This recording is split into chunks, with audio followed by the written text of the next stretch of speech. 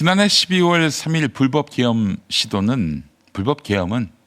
내란은 한국 정치사의 가장 어두운 장면 중 하나로 남아 있습니다. 그런데 문제는 그 사건에 대한 당시 여당 국민의힘이 책임 소재나 정치적 반성 논의를 사실상 1년째 하고 있다는 것이죠. 제자리 걸음을 하고 있습니다.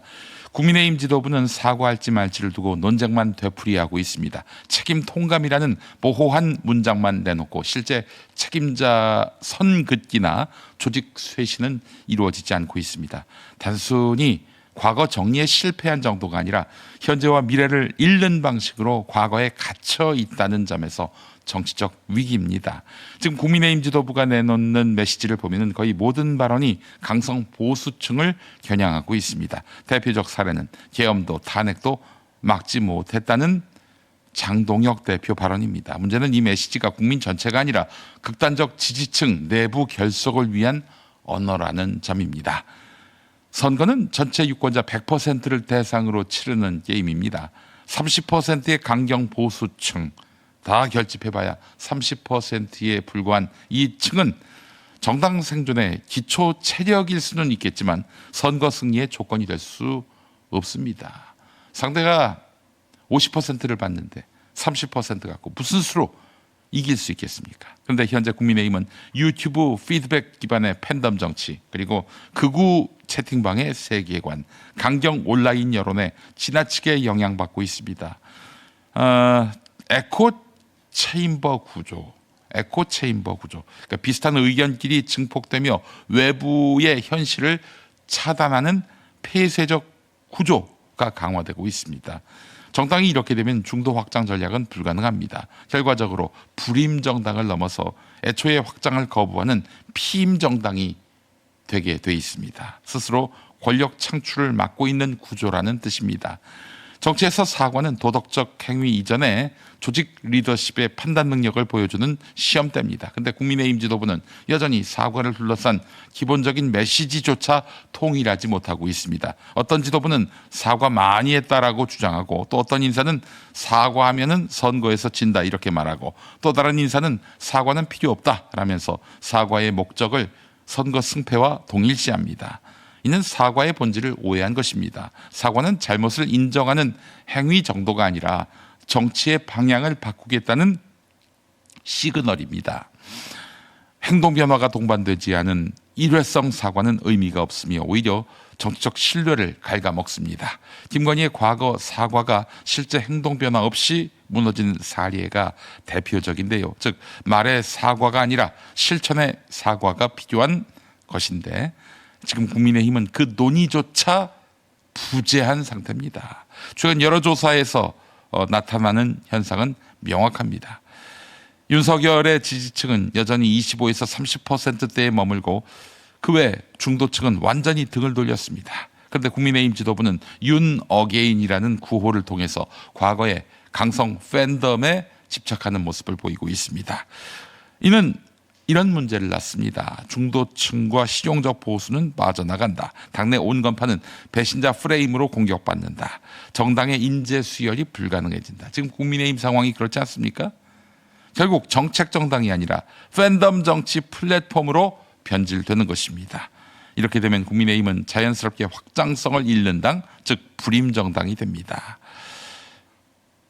여기서 탈피할 마음이 없다면 피임 정당이 되는 겁니다. 그리고 더 나아가 권력을 영원히 상대방에게 내주는 그런 비참한 결과에 이르게 되는 것이죠.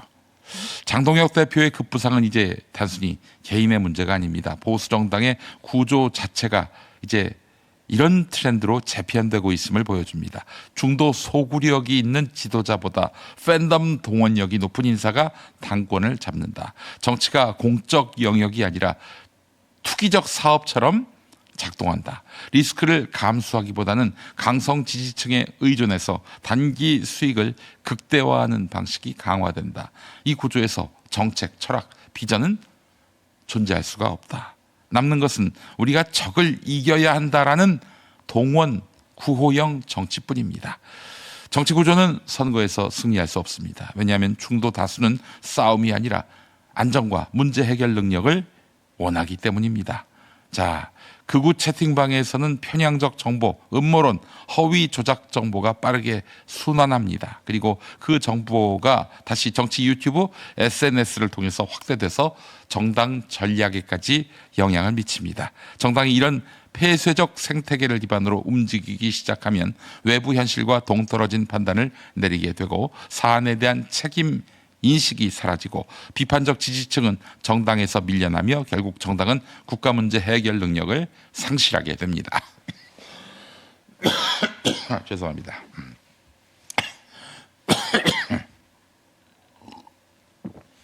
정당은 잘못된 선택에서 빠져나와서 다시 시작할 수 있습니다.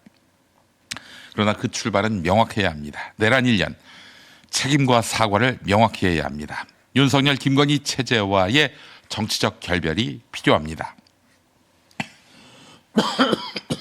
죄송합니다.